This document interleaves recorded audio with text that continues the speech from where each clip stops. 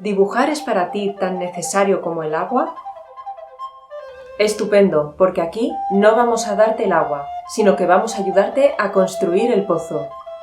Yo soy Mercedes. Y yo soy Rosa. Y esto es Coaching de Dibujo.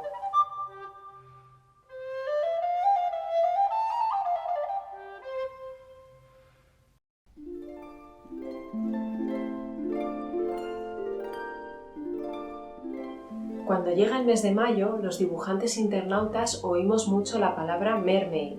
Este es el reto de dibujo que consiste en dibujar una sirena al día durante el mes de mayo y fue creado por el dibujante Tom Bancroft. Aparte del tema, no hay ninguna otra restricción, ni de materiales ni de formato, libertad absoluta. Se supone que estos retos tienen como objetivo crear buenos hábitos de dibujo, así que hay que plantearse cómo afrontarlo para que así sea. En estos vídeos vamos a presentar diversas estrategias para que afrontes Mermaid de manera que sea enriquecedor para ti como dibujante. Primero daremos un paseo por la mitología y la historia del arte. Esto te va a servir para conocer el tema y además va a ser muy valioso porque te puede ayudar a encontrar inspiración. Y después daremos 5 consejos y 2 advertencias que servirán como estrategias de creación. Si los pones en práctica, vivirás un mermaid diferente, un mermaid que dará frutos.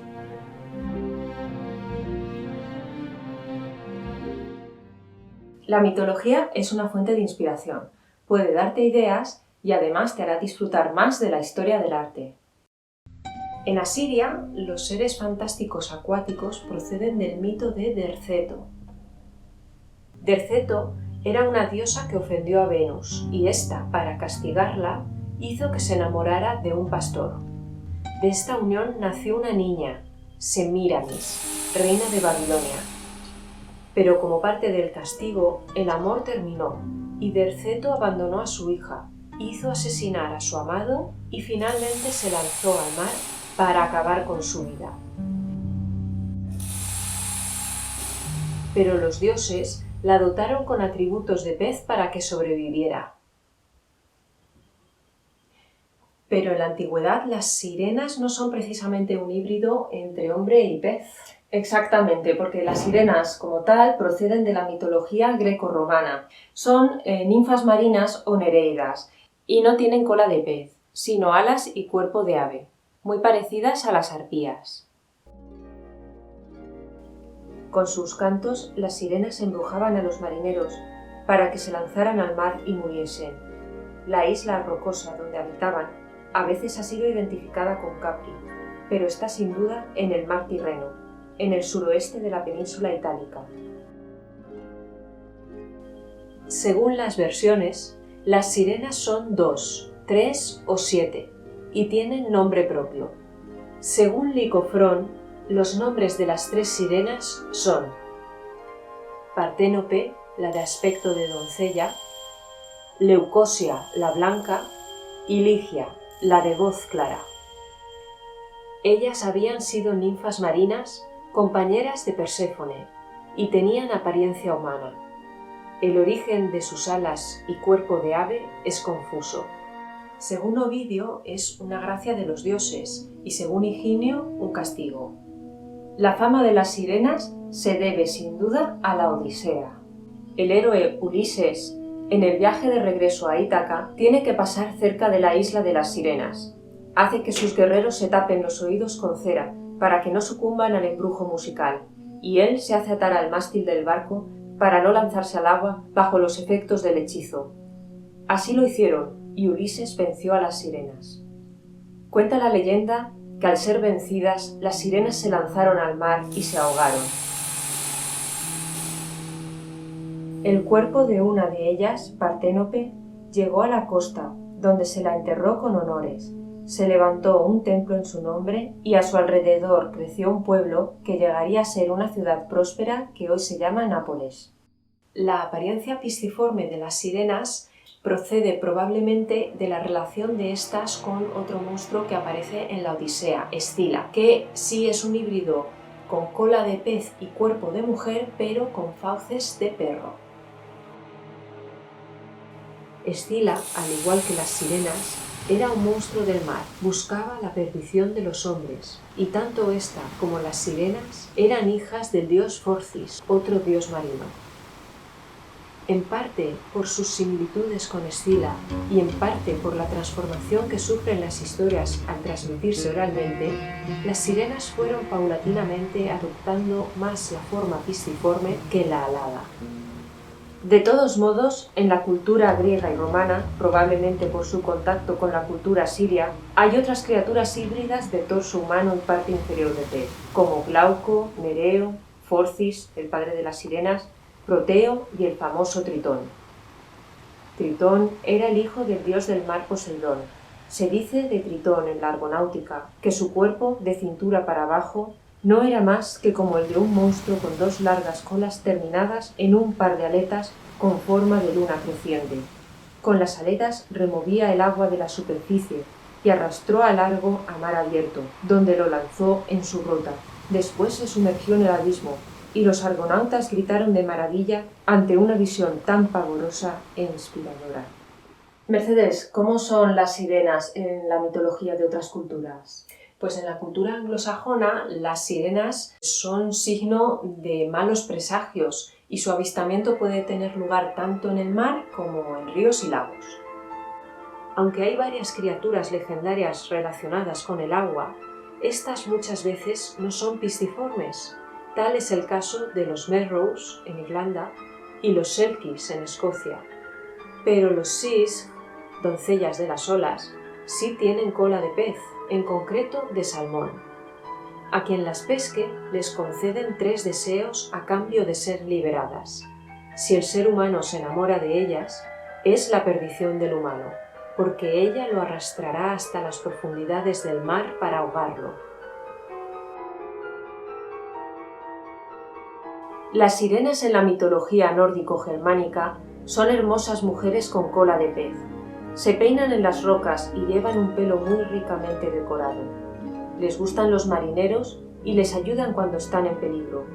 De esta mitología procede el cuento La Sirenita, del escritor y poeta Hans Christian Andersen, que fue publicado por primera vez en 1827. En China, en Japón, en Brasil, en Francia, en todas partes del mundo hay historias de sirenas. También aquí, en España, desde donde grabamos este vídeo. Por ejemplo, en Extremadura se cuenta la historia de la cantamora, la mora encantada. Es una trágica historia de amor imposible, que acaba con una joven arrojándose a una fuente cuyas aguas la tragaron. Desde entonces se dice que en la noche de San Blas emerge a la superficie convertida en sirena, y a la luz de la luna peina sus cabellos y entona tristes canciones.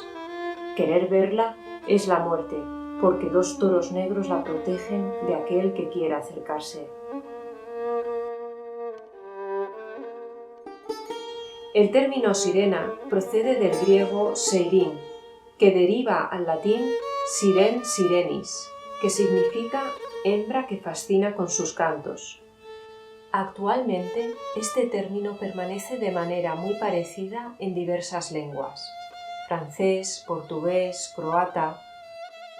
En otras lenguas existen otros términos para designar a estos seres. Por ejemplo, en inglés existe la palabra mermaid, que significa doncella del mar.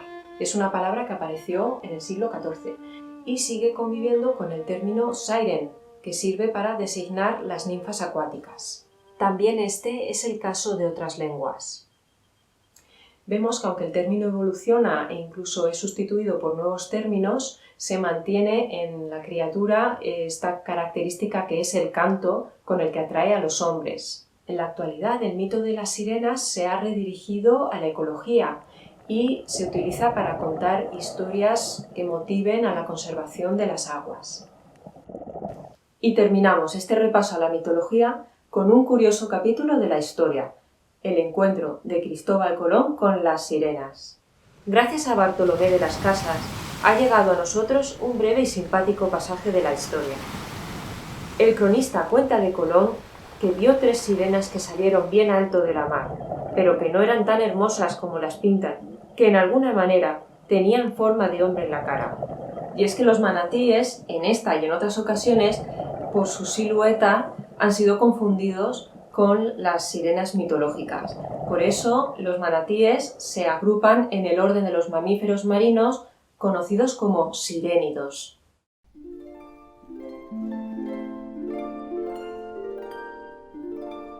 Siempre que observamos obras, estas pasan a formar parte de esa galería mental de imágenes que es nuestra imaginación, donde se almacenan y reelaboran los recuerdos.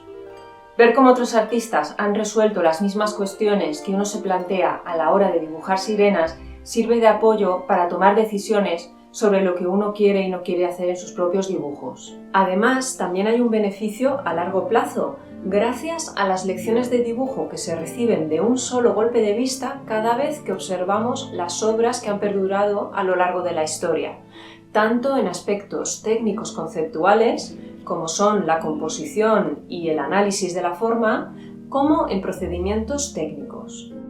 A continuación vamos a ver cómo se han representado las sirenas en algunos de los estilos de la historia del arte, y os invitamos a que posteriormente ampliéis esta búsqueda según vuestros intereses y gustos. Esperamos que lo disfrutes. En el arte griego, las representaciones de sirenas se corresponden a las historias de la mitología. Son seres híbridos, mitad mujer, mitad ave. Las encontramos en monumentos funerarios, lo que hace pensar que se las relacionaba con la muerte. De hecho, en Egipto ya existían representaciones de pájaro con cabeza humana para dar forma al Ba, parte del alma de los difuntos. Cabeza, torso y brazos de mujer, y patas y alas de ave. Son majestuosas. En ocasiones se las representa con ropajes y otras veces volando. En los dibujos de las cerámicas también hay mucha versatilidad. Unas veces tienen cuerpo completo de ave y solo la cabeza es de mujer, a semejanza del Ba egipcio. Otras tienen además los brazos. Aunque algunos relatos identifican hasta 7 sirenas, en las representaciones se encuentra con frecuencia la versión de 3 sirenas. Una de ellas tañe la lira, la otra el aulos y la tercera canta. Las sirenas del arte griego tienen una mezcla de delicadeza y fuerza que las dota también de majestad. Aunque fueran monstruosas, viendo estas representaciones no nos cuesta imaginar la historia de Parténope siendo enterrada con honores en la costa del mar Tirreno.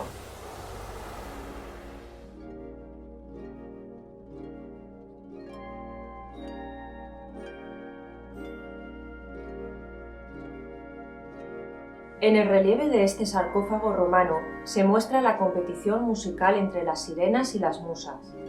Aquí, al contrario que en las imágenes anteriores, vemos a las sirenas en la ridiculez de su naturaleza. Frente a las musas, que representan las artes elevadas, las sirenas no son más que unos pobres monstruos que se dedican a seducir marineros mediante artes incomparables al talento inspirador de las musas. La cola de pez de gran flexibilidad será la constante en las imágenes romanas de seres acuáticos. Se representan tritones, unas veces con doble cola de pez, como Tritón, hijo de Poseidón y Anfitrite. Otras veces con solo una cola, pero siempre muy serpenteante y frecuentemente acompañados de otros seres híbridos, como los hipocampos, caballos con cola de pez.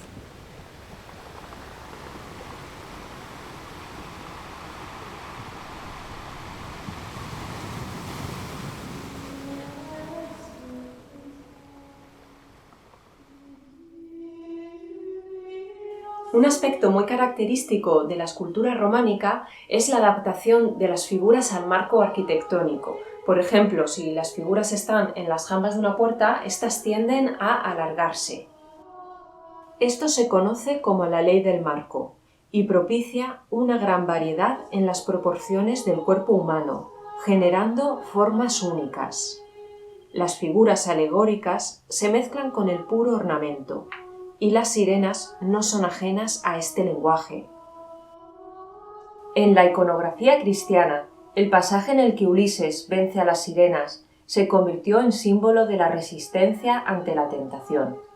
De aquí que las sirenas se relacionaran con las pasiones desordenadas. Así las sirenas sujetan sus dobles colas con ambas manos, comparándolas elocuentemente con las piernas. Sin embargo, inicialmente no hay rastro de belleza. Y es que las sirenas hasta entonces no tenían de atractivo más que su hermoso canto. De hecho, por Horacio sabemos que estos seres en la antigüedad no se consideraban hermosos, sino monstruosos y acaso incluso risibles, a pesar de su bella voz. Así dice Horacio en su epístola Ad Pisones: «Si en pez acabase lo que es una hermosa mujer por encima, ¿aguantaríais la risa al verlo, camaradas?». Aunque las sirenas de doble cola y de cola única conviven durante la Edad Media, en los últimos siglos de esta época se impone la imagen de la sirena de cola única con espejo y peine, símbolo ya no solo de lujuria, como la sirena de dos colas, sino también de vanidad.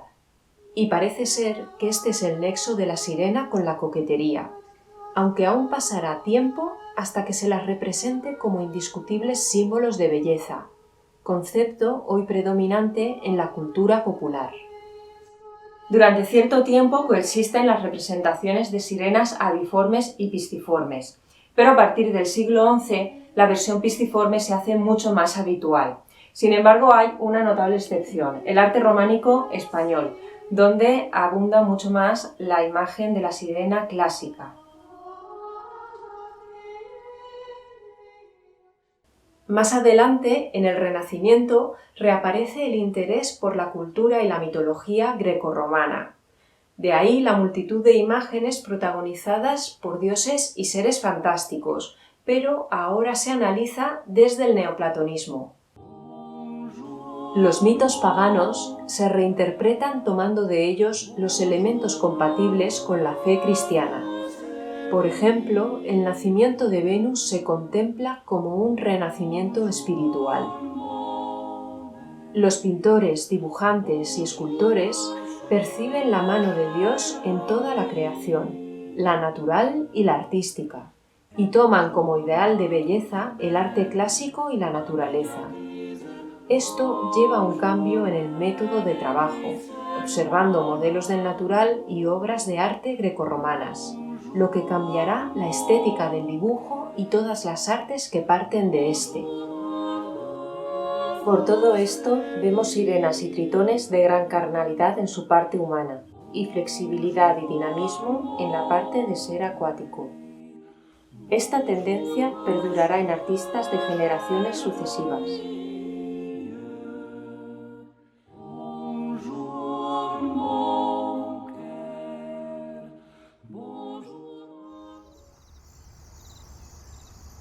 En el parque de Bomarzo, junto a otros monstruos descomunales, Amanati presenta a Equidna evocando la iconografía románica de sirena de doble cola. Es un ejemplo del interés por lo grotesco y bizarro propio del manierismo.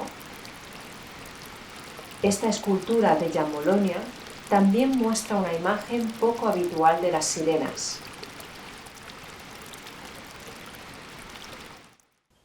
En el barroco, el agua adquiere un papel muy importante en las imágenes de sirenas, tritones y otros seres acuáticos. En las fuentes, el agua interactúa realmente con las esculturas, mediante surtidores, salpicando la piedra y reflejando la luz. Siguiendo la línea interpretativa de los siglos anteriores, las sirenas mantienen su vinculación con el placer y el engaño. Por llevar a la muerte a los marineros mediante sus cantos, las sirenas sirven ahora de advertencia ante el engaño al que pueden llevar los sentidos. En la pintura, las figuras ya no flotan en la indefinición del espacio de los mosaicos romanos, ni se mueven en una superficie compacta como en el Renacimiento, sino que se rodean de las olas del mar. Estas figuras acuáticas de Boucher son prácticamente humanas. Solo por pequeñas visiones de aletas y escamas percibimos su naturaleza híbrida. Flotan y se hunden en el agua de manera deliciosa, a pesar de ser evidentemente extraídas de modelos recostados sobre telas y almohadones.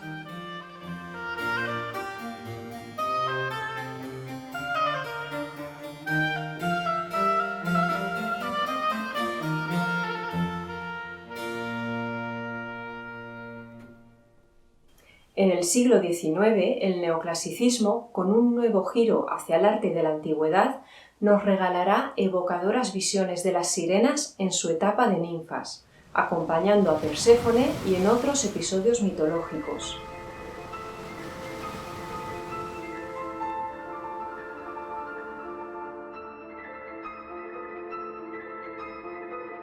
Más adelante, el interés de los artistas prerrafaelitas por la mitología y el folclore definirá la imagen de las sirenas tal y como la conocemos hoy en día, como símbolo de sensualidad, belleza y misterio, tanto como seres benévolos que ayudan a los marineros como seres pérfidos. Se las representa normalmente en interacción con el hombre, en el agua y en las orillas de mares y ríos. Además, siguen portando sus atributos musicales. Ahora claramente son símbolos de belleza, como vemos en esta pintura de Waterhouse, donde se reproduce la iconografía medieval de la sirena que se peina coquetamente, aunque ahora se trata de una hermosa criatura. Tanto el tema de las sirenas como el de las ninfas acuáticas se convierte en un pretexto para la representación de imágenes sensuales. Aunque menos habitual, no se olvida la iconografía clásica de sirena en forma de ave, como en este cuadro de Waterhouse, que representa el encuentro de Ulises y las sirenas, o esta curiosa imagen de Víctor Vaznetsov. A raíz del romanticismo, la mitología nórdica empezará a tener más presencia en el arte, y el tema de las sirenas pasará de la pintura a la intimidad y discreción de las ilustraciones, donde se reflejan un sinfín de escenas del mundo de las sirenas.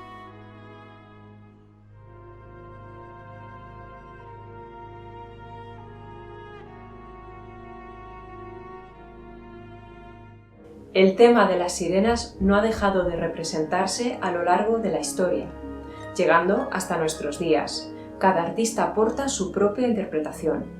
Te invitamos a que busques imágenes de artistas del siglo XX y contemporáneos para que compruebes la gran versatilidad con la que el tema es tratado. Además, hoy en día con el reto Mermaid hay abundantísimas imágenes de sirenas. Y así terminamos este repaso por la mitología de las sirenas y su presencia en la historia del arte. Esperamos que te haya dado ideas para tus dibujos de Mermaid. En el próximo vídeo presentaremos varias estrategias que te ayudarán a llevar a cabo el reto desde lo dibujístico. Y recuerda, no juzgues cada día por la cosecha que cosechas, sino por la semilla que siembras.